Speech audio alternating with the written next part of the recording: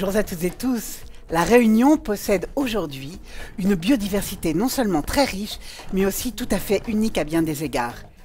La préservation de la flore, comme de la faune réunionnaise, est essentielle et les chercheurs en sont des acteurs indispensables. À leur côté, des associations le sont tout autant pour mener des actions sur le terrain. Et c'est ce que je vous propose de découvrir aujourd'hui à travers la Céore et le véritable sauvetage de l'échenilleur de la Réunion, notre tuituite.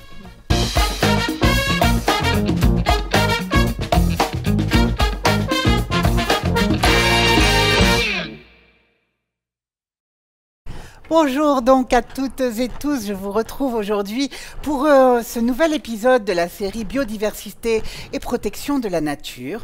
Nous allons aujourd'hui nous consacrer aux oiseaux de la Réunion et plus particulièrement à la Céore et au tuituite. Et j'ai le plaisir de recevoir pour cela François-Xavier Couzy, qui est directeur de la Céore, Société d'études ornithologiques de la Réunion. Bonjour François-Xavier. Bonjour. Alors, je vous propose déjà de vous présenter en quelques mots. Alors moi je suis le directeur de la Céore, donc la Société d'études ornithologiques de la Réunion. J'ai une formation d'ingénieur agronome et je suis arrivé en 2000 à la Réunion. Je connaissais un petit peu le nom de la Céore qui venait d'être créé à l'époque, l'association date de 1997. Et j'ai fait 6 mois de bénévolat, puis ensuite j'ai été recruté comme animateur nature pour sensibiliser notamment les scolaires, les plus jeunes. Et puis ensuite, j'ai progressé dans l'association et j'en suis le directeur depuis 2012. Bien. Alors, c'est vrai que cette association est au cœur véritablement de l'ornithologie à La Réunion, de la protection des oiseaux. On va le voir, vous avez de nombreuses actions et vous avez des actions aussi liées avec des chercheurs de notre université. Enfin, vraiment, c'est une organisation particulièrement importante. Effectivement, c'est une association qui au départ était donc avec seulement quelques salariés. Aujourd'hui, on est nombreux, on est 19. On a également un grand nombre de bénévoles qui viennent appuyer les actions de la Céore. Et la Céore, elle est née en fait au départ de l'absence de structure autour du sauvetage des oiseaux, principalement des pétrels et des puffins, qui sont aujourd'hui bien connus des Réunionnais, qui s'échouent régulièrement à cause des lumières, la nuit, la pollution lumineuse. Et en fait, donc au départ, l'association était centrée sur cette activité. Puis avec le temps, elle a développé différents pans d'activités autour de programmes de conservation en faveur des espèces les plus menacées, comme le tuituite, le papang et encore les pétrels dont on a parlé. Effectivement, alors la Céore a de multiples activités, multiples actions dans différents domaines, que ce soit la sauvegarde, etc. On pourrait peut-être en parler un petit peu plus largement. Oui, effectivement, voilà, sur la sauvegarde, il y a plusieurs actions qui sont mises en œuvre à travers les programmes de conservation en faveur des espèces les plus menacées sur le territoire, comme le tuituite, les papangs ou les pétrels. Et puis également d'autres rôles, j'en ai parlé un petit peu au début, sur l'animation, sur la sensibilisation qui est extrêmement importante aujourd'hui. Et puis également un autre pôle qui est autour de l'expertise et de l'accompagnement des aménageurs du territoire. Donc voilà, en gros, voilà, tout un panel d'actions qui permettent finalement d'agir un peu sur tous les champs. Aussi bien au plus près des espèces que dans l'évolution notamment des consciences auprès des habitants de l'île ou dans l'aménagement du territoire. Oui, c'est ce qu'on expliquait au départ, ce que je disais dans mon introduction. C'est vrai qu'on a une importance tout à fait prégnante de l'action des associations et de votre association en particulier dans l'ensemble de ces champs. C'est vrai que quand on parle de préservation de la biodiversité ou préservation d'une espèce, c'est beaucoup plus large que juste aller s'occuper de l'oiseau en question. Et effectivement, en parallèle à tout ça, on va aussi impliquer, parce que la Céore a des moyens qui sont, alors certes, assez conséquents, c'est une des plus grosses associations aujourd'hui à l'île de la Réunion en termes de protection de l'environnement, mais malgré tout, vu l'ampleur des travaux et des actions à mener, il faut appeler au secours de chacun. Je pense bien sûr au sauvetage des pétrels, qui se fait via le soutien, bien sûr, d'une part de la population qui trouve ces oiseaux, mais également des points relais qui nous aident comment dire, à faire en sorte que ces oiseaux arrivent, soient déposés en fait dans des points particuliers, hein, pompiers, gendarmes, vétérinaires, et puis et ensuite donc tout comment dire, le réseau de bénévoles qui vont se déplacer quotidiennement pour faire transiter ces oiseaux entre les points relais et le centre de soins. Et tout ça, c'est du bénévolat. Et alors, je prends un exemple, mais il y en a bien d'autres, hein. Il y a des chantiers participatifs, il y a des comptages, il y a des gens qui font de l'observation. Et ça représente un volume très conséquent, 500 personnes qui se mobilisent au cours d'une année, et ça représente presque, si on fait un petit calcul, mais 6 personnes supplémentaires à l'année, hein, ces 11 000 heures représentent beaucoup de temps de travail, de bénévolat apporté à la structure. Oui, ça c'est énorme. Donc vous avez à la fois tous ces bénévoles et puis une véritable vie associative, hein, qui se développe aussi autour de différents supports, notamment les réseaux sociaux. Oui, tout à fait. Alors en parallèle à tout ça, on va communiquer, alors du mieux qu'on peut, parce que on n'est pas non plus des spécialistes de la communication, hein. Quand on travaille dans l'environnement, on est d'abord plutôt des biologistes, et effectivement il faut aussi communiquer, valoriser ces actions, et on le fait à travers différents types de supports, différents types de réseaux, et donc ça fonctionne plutôt bien, puisque la CEOR est bien identifiée, hein, généralement dans le champ des médias en tout cas, et à travers voilà, différentes solutions. Oui, tout à fait. Donc Facebook, Instagram, Voilà, X, tout à fait. voilà, tout à fait. Et puis vous avez un nouveau site internet également qui est très efficace. Je vous invite à vous rendre d'ailleurs sur ce site internet. Tout à fait. Voilà, www.ceor.fr. Et puis donc je parlais des animations, hein, bien sûr, un volet extrêmement important. On peut mener tous les programmes de conservation que l'on veut si en face de soi la population n'est pas, comment dire, informé et comprend la démarche qui est entreprise par ces pionniers, hein, dans le domaine de la conservation. Parfois ça peut se retourner contre soi, et donc il est important d'arriver à sensibiliser les plus jeunes, de faire passer ces messages notamment, hein, on sait bien, mais quand on est plus jeune, on arrive à mieux prendre ces informations, à mieux les comprendre, et donc voilà, tout un ensemble d'animations, alors que ça soit en classe ou sur le terrain, à travers des sorties sur toute l'île, et donc voilà, tout un volet extrêmement important pour arriver à sensibiliser l'ensemble des Réunionnais et des Réunionnaises. Ouais, des milliers d'élèves, hein, bien évidemment. Vous avez, alors vous n'agissez pas tout seul, hein, donc on va voir un petit peu le volet plutôt scientifique à présent. Oui, tout à fait.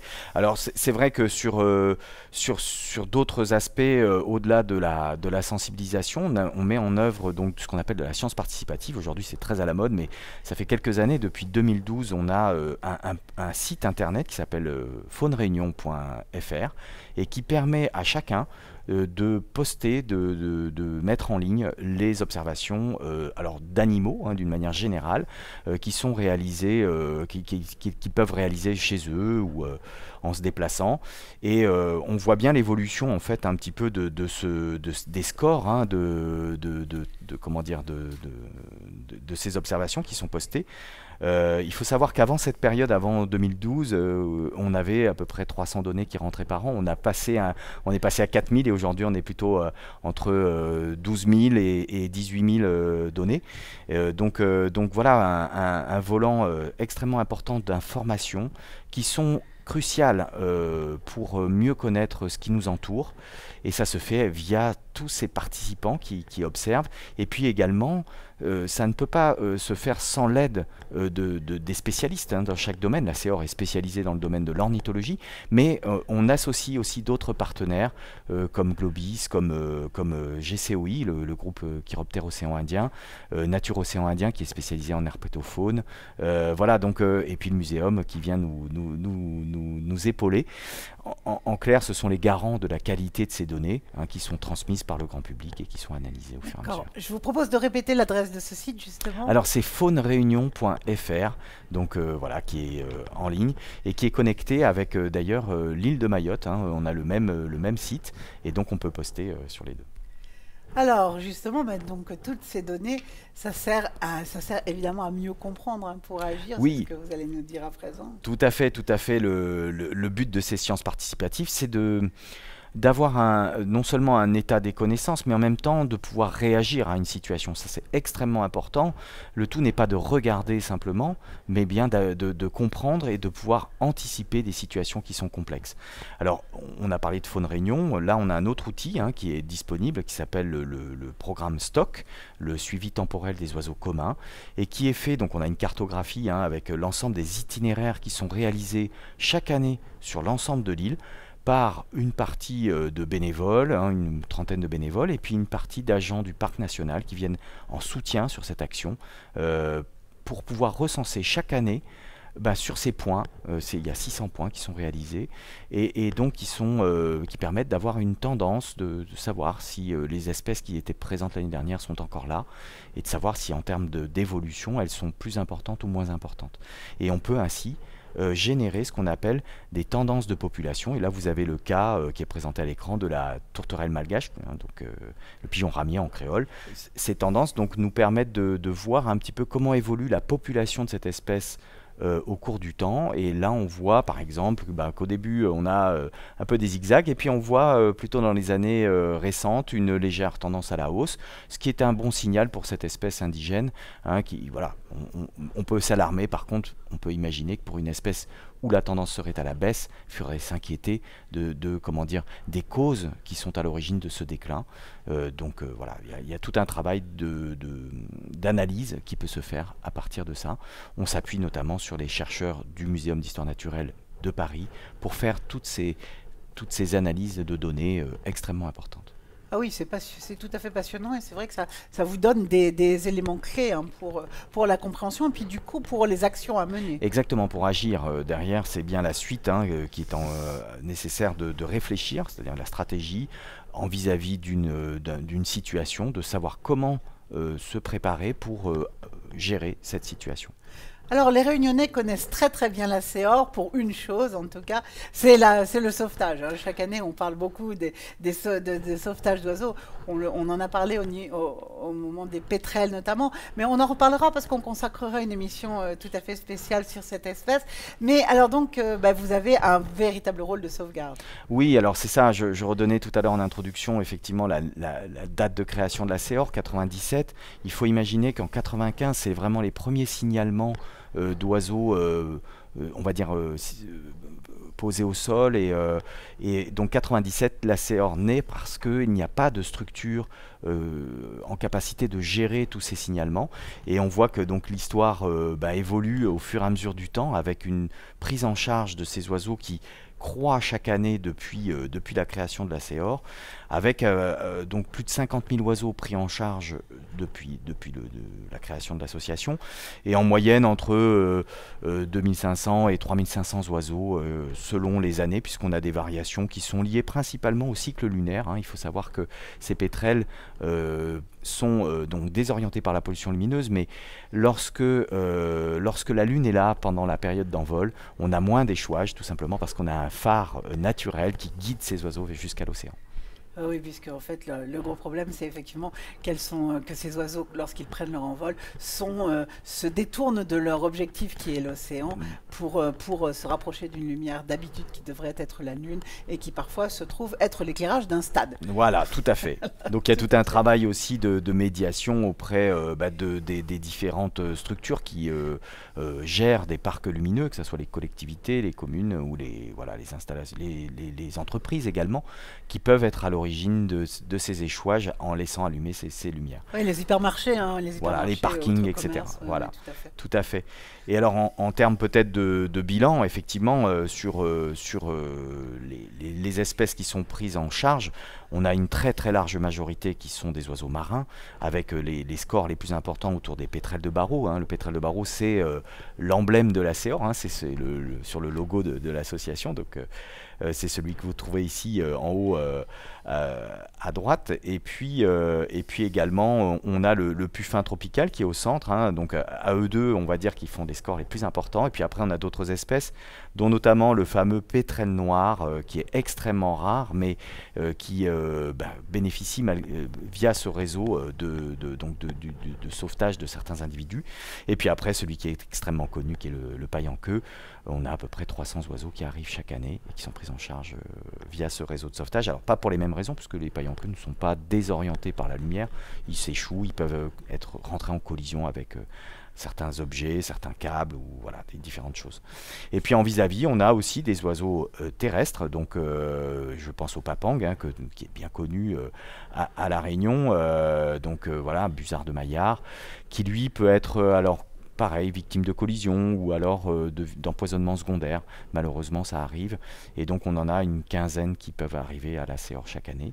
Les empoisonnements secondaires, pardon, juste une petite explication, c'est quand ils mangent des proies qui ont été elles-mêmes empoisonnées. Voilà, tout à fait. Les papangs chassent principalement dans les zones ouvertes de l'île de La Réunion, sur les zones de canne, dans les zones agricoles. C'est là qu'ils vont peut-être arriver à capturer des proies, et notamment des rats, qui sont eux-mêmes parfois donc empoisonnés parce qu'on traite dans les cannes pour limiter le risque d'impact sur les cultures, et en même temps pour protéger les agriculteurs du risque de leptospirose. Et malheureusement, derrière, on a un empoisonnement secondaire qui se produit sur le papang. Et puis pour terminer, donc on a des grands groupes autour des oiseaux terrestres. Donc on peut se retrouver avec du merle-pays, avec voilà, différentes espèces qui sont trouvées, signalées, tombées du nid, et voilà, donc on va prendre en charge aussi ces oiseaux. Et puis, victime de notre succès, on se retrouve aussi avec des animaux de compagnie qui sont alors échappés, perdus, toute situation, il y a beaucoup de choses qui arrivent. Et donc on se retrouve à recueillir alors un coup un hamster, un perroquet ou un serpent, et donc on a maintenant un deuxième centre qui nous permet d'accueillir ces animaux, et de les replacer un peu comme une petite ESPA pour les sortir en tout cas du milieu naturel. Oui, ce qui est important parce que ça nuit quand même beaucoup à la biodiversité. Oui, on le fait vraiment dans ce sens-là. L'objectif est d'éviter la naturalisation de ces espèces. On sait très bien les impacts des espèces exotiques envahissantes aujourd'hui, et donc l'objectif de cette action, c'est bien de freiner la possibilité de certaines espèces qui se retrouvaient de certains individus qui se retrouvaient en milieu naturel, de se naturaliser, de pouvoir faire souche, et de pouvoir ensuite poser des problèmes beaucoup plus conséquents. Oui, tout à fait. On a des exemples dans le monde qui sont absolument terribles, comme en Floride, par exemple. Oui, tout à fait. Alors, justement, maintenant, parlons d'une espèce qui est notre espèce vedette de cette émission, qui est le tuit-tuit. Oui, alors le tuit-tuit, c'est un oiseau, extrêmement emblématique de l'île de La Réunion. C'est une espèce qui était au bord de l'extinction lorsque nous avons commencé les premières actions, et on va vous présenter là dans la suite un petit peu les éléments de synthèse sur le programme Life Biodivom qui finance aujourd'hui la conservation de ce programme. D'accord. Life Biodivom, c'est un programme européen ? Tout à fait, c'est un programme de financement européen. C'est ça fait partie des plus grands types de programmes, donc c'est une chance pour La Réunion de bénéficier de ce type d'outils, qui est très rare, et donc qui a la particularité de financer non seulement La Réunion, mais aussi d'autres territoires d'outre-mer, avec Mayotte, la Guyane, Saint-Martin et la Martinique. Et donc c'est un programme qui est financé en partie, qui est porté par la LPO, la Ligue pour la protection des oiseaux. D'accord. Alors ce que je vous propose, c'est que nous visionnons quelques images de notre tuit-tuit, de notre vedette du jour, pour qu'on ait un petit peu une meilleure idée de ce qu'est cet oiseau. Ce passereau, d'une vingtaine de centimètres, est classé parmi les espèces en danger critique d'extinction selon l'IUCN. Actuellement, sa population est estimée à moins de 40 couples, ce qui fait de lui une des espèces d'oiseaux les plus rares au monde.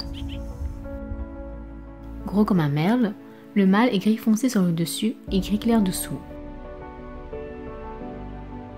tandis que la femelle, plus terne, est marron et beige strié sur le ventre.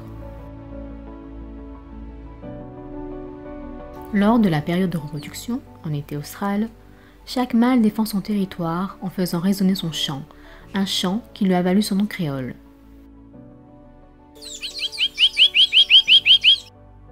L'habitat du tuituit est la forêt semi-hygrophile à dominante de tamarins des hauts, entre 1300 et 1800 mètres d'altitude. Le tuituit utilise le branle-vert pour la construction de son nid et très souvent les tamarins comme support.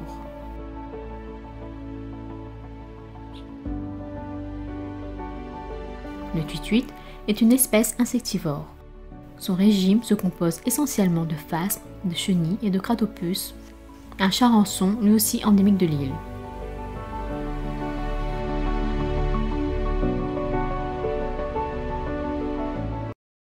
Alors un magnifique oiseau avec lequel on fait connaissance. C'est vrai que, eh bien, son nom est très connu, mais finalement, on n'a pas autant de chances que ça de le voir à La Réunion. Oui, tout à fait. C'est un oiseau qui reste quand même discret et rare, d'abord il n'est présent dans l'île que sur le massif de la Roche-Écrite. Et pour faire un petit rappel, quand on a commencé les actions en 2003 sur le tuituit, on avait réussi à localiser seulement 6 couples de tuituit, dont 2 arrivaient à faire des petits. Donc autant dire déjà c'était extrêmement rare, et la plupart des spécialistes nous ont dit le plus simple serait sûrement de récupérer ces derniers couples, de les mettre en captivité pour favoriser la reproduction afin de les relâcher ensuite par la suite dans les milieux forestiers. On n'a pas choisi cette option, on s'est battu et on a identifié en premier lieu les causes du déclin de cette espèce qui sont alors toutes simples, c'est l'introduction de nouveaux prédateurs sur l'île de la Réunion qui sont à l'origine probable du déclin récent de cette espèce. Mais en parallèle, il faut rappeler aussi que la Réunion, les milieux naturels de la Réunion ont aussi disparu assez rapidement avec la colonisation de l'île par l'homme. Et donc forcément, cette espèce s'est retrouvée dans les derniers habitats encore favorables à son maintien, à son alimentation, à sa reproduction. Et c'est pour ça qu'on retrouve un dernier bastion dans la forêt de la Roche-Écrite. Mais effectivement, les actions qui ont été mises en œuvre par la CEOR à partir de 2003 consiste principalement à lutter contre les rats, qui sont des prédateurs connus des oiseaux, et sur lesquels donc il faut arriver à diminuer en fait les populations pour limiter l'impact sur la reproduction. Aujourd'hui, on a combien de couples de tuituit à identifier? Dans le reportage qu'on vient de voir, il est cité 40 couples. Aujourd'hui, on est à 55 couples, et donc chaque année on gagne un peu de terrain dans le sens où on a une population qui se renforce. On est parti de 6, on est aujourd'hui à 55. Je dirais que c'est une belle victoire pour cette espèce et pour la Réunion et pour ces actions qui sont mises en œuvre. Oui, tout à fait. On est toujours en très grand péril, en très grand risque d'extinction, mais c'est vrai que là, on progresse. Voilà, tout à fait. Ça avance. On est plutôt sur une pente. On va dans le bon sens, mais il faut continuer encore ce travail pendant, à mon avis, encore quelques décennies pour arriver à conforter cette espèce. Alors, vous parliez de lutte contre les rats. Alors on va voir un petit peu justement comment ça se passe en fait, puisque de ce prédateur, expliquez-nous un petit peu ce qu'on fait, comment on le fait. Oui, alors voilà, le rat, il y a 2 espèces de rats qu'on retrouve à La Réunion. Donc c'est des prédateurs qui vont s'attaquer principalement au nid de ces oiseaux. Donc ils vont monter dans les arbres, ils sont très agiles.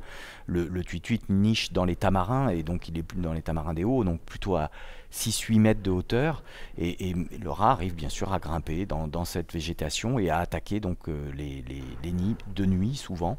Et donc pour arriver finalement à limiter son impact, il faut principalement lutter, effondrer ces populations en mettant en place des actions de dératisation qui sont faites sur le sol, dans la forêt, et sur finalement la zone occupée par l'espèce.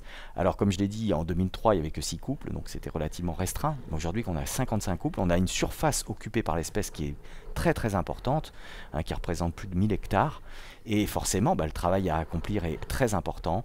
On a aujourd'hui 6 salariés qui travaillent à plein temps sur ce secteur, mais sur cette action, mais ça ne suffit pas, il faut mobiliser beaucoup de bénévoles pour venir en appui sur le terrain et pouvoir mettre en œuvre donc toute cette dératisation qui a lieu sur l'ensemble du massif que vous voyez sur la carte, avec différents itinéraires, et on va mettre des petits postes dans lesquels on va mettre des blocs de raticides qui vont être consommés ensuite par les rats. Voilà un peu le principe pour pouvoir limiter cette population. Et pour optimiser tout ça, on met en place aussi des formations à destination des bénévoles qui souhaitent vraiment s'investir dans le temps et qui vont devenir ce qu'on appelle des chefs de brigade, qui vont pouvoir encadrer à leur tour des bénévoles et donc partir en autonomie sur le terrain pour pouvoir mettre en œuvre ces actions. Vous avez la rançon de votre succès, en fait. Vous avez Tout à fait. plus de tweets, plus de terrain occupé, et du coup, voilà, forcément un travail beaucoup plus conséquent à mettre en œuvre. Et en revanche, est-ce que du coup, vous voyez effectivement, vous voyez que vos actions de raticide en fait sont efficaces dans la mesure où effectivement il y a plus de couples qui ont survécu et qui peuvent se reproduire. Effectivement, on ne note plus d'impact de prédation sur ces nids puisqu'on les suit de façon très précise et on ne note pas de prédation, on ne voit plus de nids attaqués ou de choses comme ça, donc ça c'est plutôt un signe positif. Ça démontre bien que quelque part cette action elle fonctionne et alors on la met en place souvent un peu en amont de la période de reproduction pour effondrer les populations de façon anticipée. Alors, on a d'autres prédateurs également, parce qu'on voit que vous avez d'autres actions aussi. Tout à fait. Voilà. Le deuxième prédateur qui a été introduit par l'homme, c'est le chat. Alors, il est introduit au départ comme chat domestique, mais on sait tous que malheureusement, à La Réunion, on a un gros souci de reproduction spontanée, on va dire presque, de ces animaux et qui sont parfois hors de contrôle et qui vont de fait coloniser des espaces totalement loin de l'homme, petit à petit, et donc ces chats certains chats vont vivre complètement en milieu naturel et se nourrir aux dépens de ce qu'ils vont y trouver, et notamment donc des oiseaux.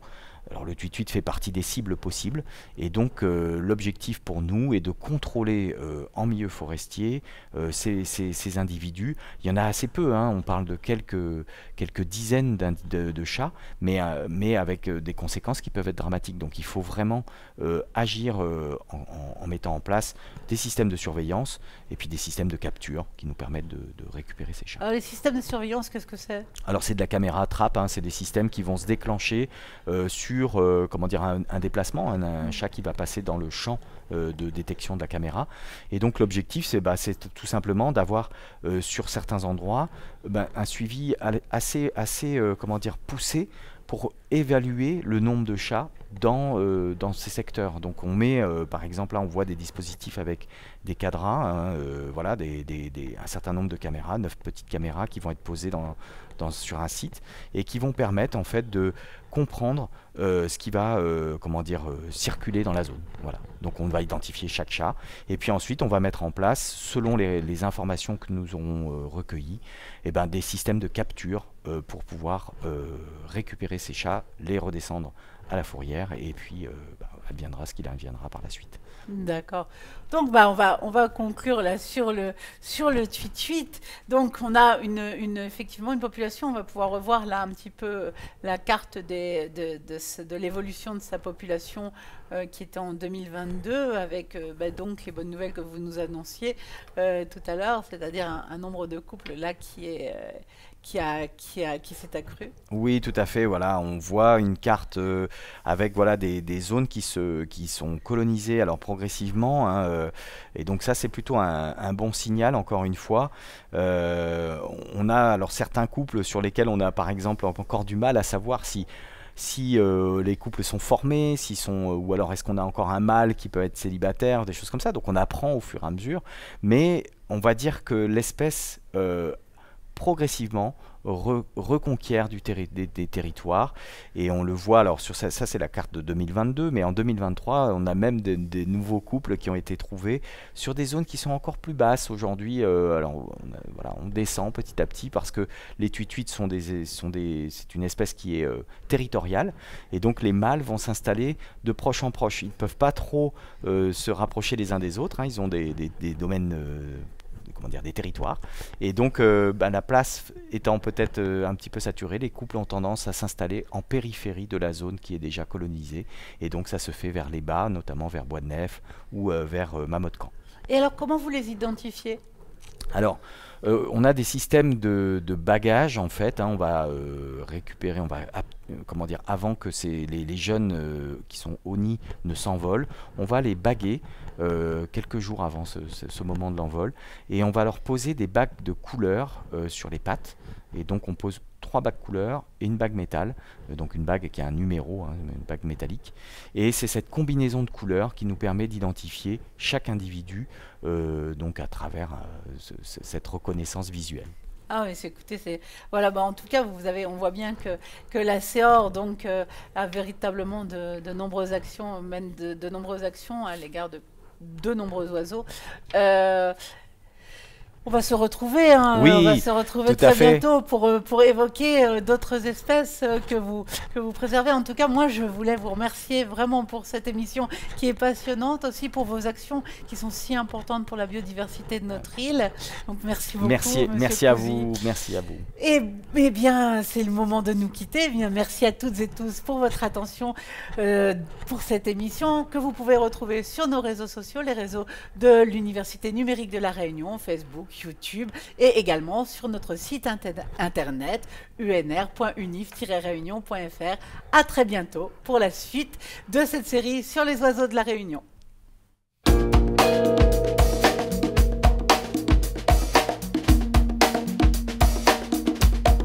Thank you.